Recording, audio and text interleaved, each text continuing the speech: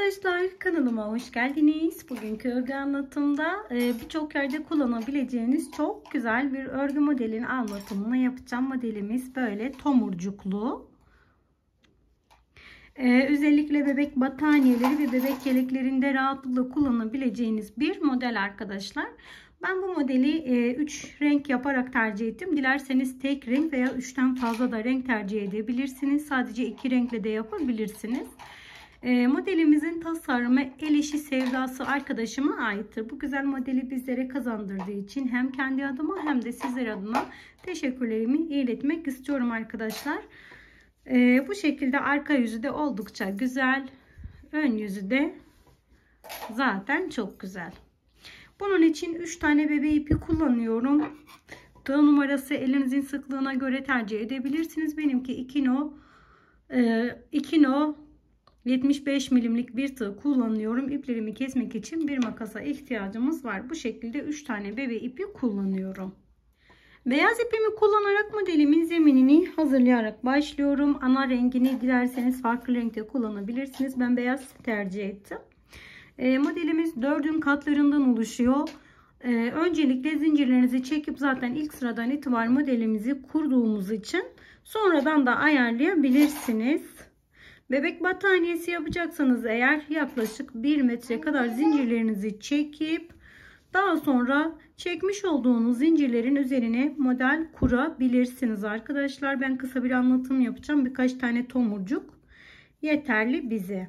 O yüzden göz kararı birkaç tane zincirlerimi çektim. Fazla gelen zincirlerimi daha sonra keseceğim. Tığımı başına sardım. 1 atlıyor, 2 atlıyor, 3 atlıyor. 4. yuvanın içine batarak bir tane trabzan yaptım. Başına sardım. Tekrar aynı zincirin içine batarak ikinci trabzanımı yaptım. Başına sararak tekrar aynı zincirin içine batarak 3. trabzanımı yaptım. Kenar zinciriyle beraber toplamda 4 tane oldu. Arasına bir zincir çektim. Başına sarıyorum. 1 atlıyor, 2 atlıyor, 3 atlıyor. 4. yuvanın içine batarak bir tane trabzan.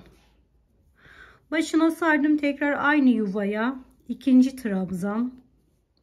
Başına sardım. Tekrar aynı yuvaya 3. trabzan yaptım. Arasına bir zincir, başına sardım. 1 atlıyor, 2 atlıyor, 3 atlıyor. 4. yuvaya batıyorum. Tekrardan 3 tane ikili trabzan yapıyorum. Trabzanlarınız kısa geliyorsa boyları dilerseniz üçlü de yapabilirsiniz. Bir zincir, tekrar 3 tane atlayıp 4. yuvaya batıyorum. 3 tane ikili trabzan yaptım. Arasına tekrar bir zincir, 1 atlıyor, 2 atlıyor, 3 atlıyor. 4. yuvanın içerisine yine bir tane trabzan, aynı yuvaya 2 tane trabzan ve 3. trabzanımı tamamlamış oldum. Arasına bir zincir çektim. 2 atlıyorum. 3. yuvaya 1, yanındaki yuvaya 1. Toplamda 2 tane yan yana yapmış olduk. Fazla gelen zincirlerinizi kesebilirsiniz arkadaşlar. Böylece modelimizin alt zeminini hazırlamış olduk. Fazla gelen zincirlerinizi 2 zincir öteden kesebilirsiniz. 2 zincir bırakıp 3. zinciri kesin ki tam bu şekilde durabilsin arkadaşlar. Şimdi renkli olan ipime geçiyorum. Ben ilk olarak pembe ipimi kullanarak geçiyorum. Beyaz ipimi burada bıraktım. 2 tane zincir çekerek pembe ipimi, beyaz ipimi buraya bıraktım. Pembe olan ipime geçiyorum. Öncelikle sabitleme zincirini yaptım. Burada zincirle beraber 4 tane trabzanımız var. Tam ortadaki trabzana batıyoruz. 2 tane sağda, 2 tane solda. Şöyle batıyorum. Bunu sabitledim. Daha sonra tığımın başına bir doluyorum. Şöyle zinciri saymadan 3 tane trabzanımız var. Ortadaki trabzanın içine batıyorum. Yan tutuyorum. Çok uzatmayacak şekilde 1, 2, 3, 4. 4 defa sardığım bir tane fıstık dolgusu yaptım. Kapattım tek seferde. Hemen yanındaki yuvaya aynı şekilde bakın hemen trabzanımın arkasındaki yuvaya batıyorum. Bir tane sık iğne yaptım. Arasına bir zincir yaptım. Hemen ilerideki yuvada 3 tane trabzan var. Ortadaki trabzanın bakın birinci değil hemen ortadaki trabzanın tepesine sık iğne ile yaptım.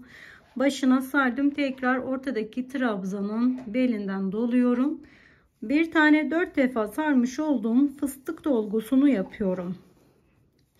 Eğer ipiniz kalınsa 3 defa da sarabilirsiniz. Benimki normal bebe ipi kullanıyorum. Tekrar sık iğne ile kapattım. Arasına bir zincir. Tekrar bir sonraki yuvaya geliyorum. Bakın 3 tane trabzanım var yan yana. Ortadaki trabzana batıyorum. Bir tane sık iğne. Başına sardım. Ortadaki trabzanın belinden tutuyorum. 4 defa sarmış olduğum fıstık dolgusu yaptım. Tek seferde kapattım. Hemen yanındaki trabzanın tepesinden tutturuyorum. Bir tane sık iğne. Aynı şekilde bir zincir, tekrar aynı işlem.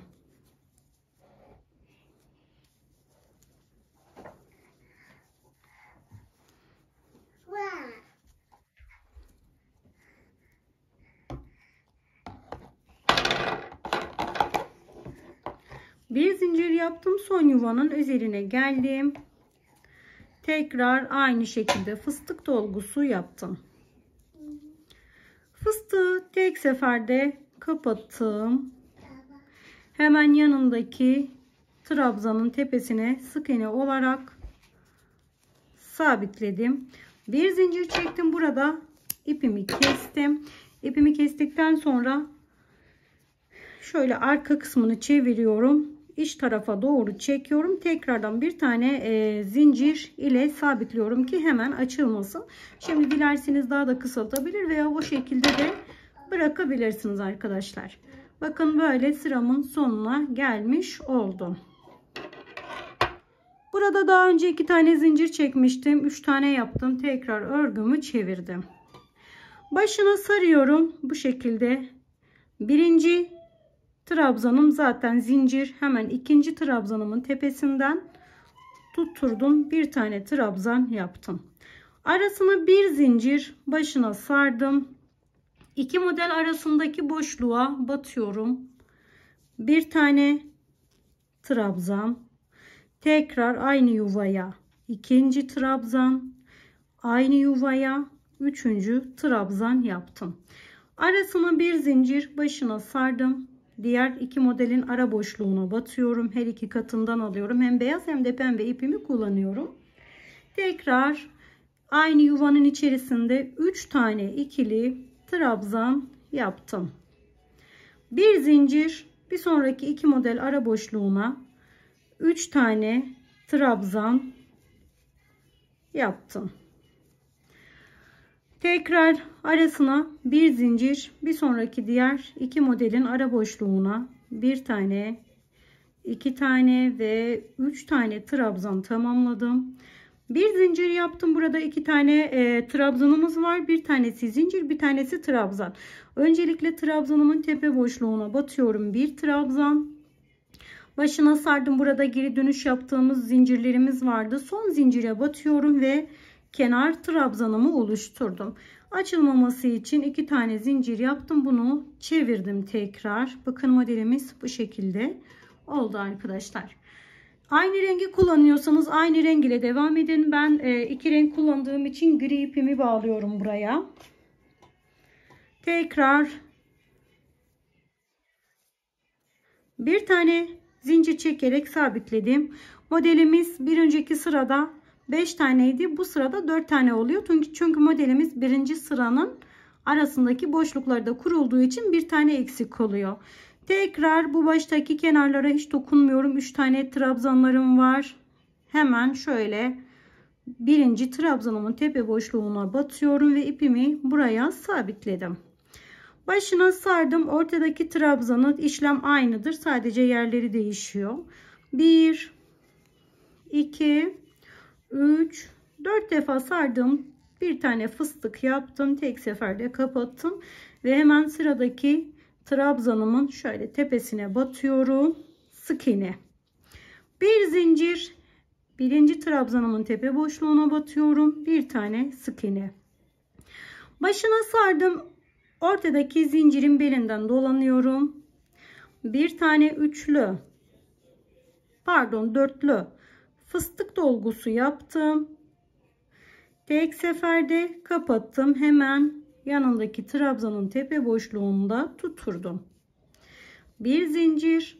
Sıradaki trabzanın tepesine, işlem hep aynı şekilde arkadaşlar. Sadece kaymalı olduğu için, hani modelimiz kaydırmalı bir model, yerleri değişiyor. İşlemi ne kadar şey olsa da aynıdır. Yine bir zincir. Son modelimin üzerine geldim. Aynı şekilde yapıyorum. Tek seferde kapattım. Baştaki trabzana sık iğne ile tuturdum. Bir zincir yaptıktan sonra burada ipimi kestim. Bakın bu şekilde. Tekrar beyaz ipimi alıyorum.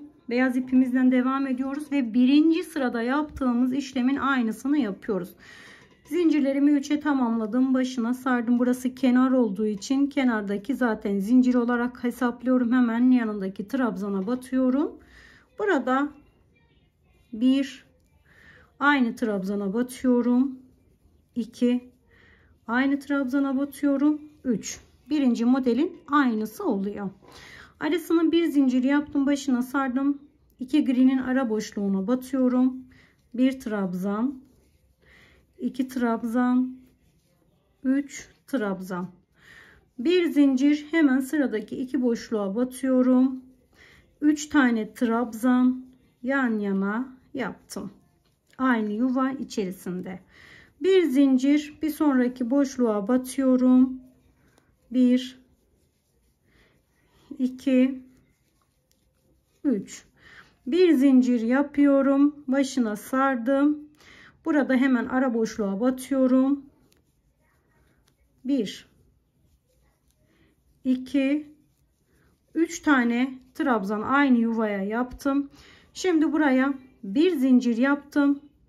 Hemen buradaki, bakın arkadaşlar, burada trabzana dokunmuyorum. Hemen zincirimiz var. Geri dönüşte yaptığımız zincirin son zincire batıyorum. Ve burayı bir tane trabzan yaptım. Sadece bir tane trabzan yaptım. Tekrar ipimi burada bıraktım. İsterseniz beyaz da yapabilirsiniz. Yine pembe olan ipime geçiyorum.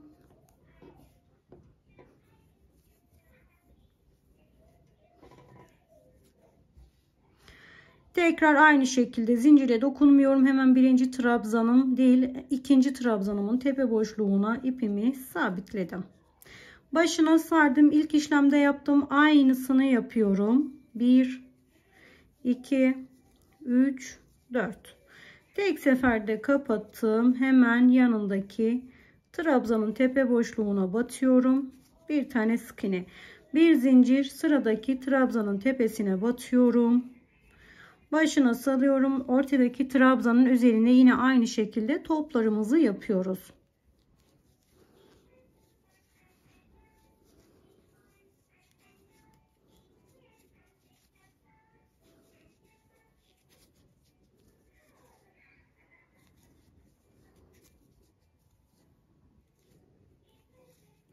İlk sırada olduğu gibi tekrar 5 tane toplarımız oluyor. Çünkü 3. sıramızı ve 1. sıramız aynı şekilde tekrarlandığı için, aynı zamanda 2. ve 5. sıramızda tekrarlanıyor. Sürekli 2 tane sıranın tekrarından oluşuyor model.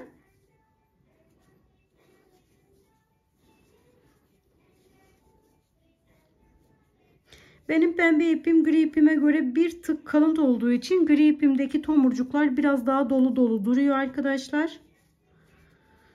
Bu da sizin kafanızı karıştırmasın. Tekrar son modelimin tepesine geldim. Aynı şekilde model kuruyorum.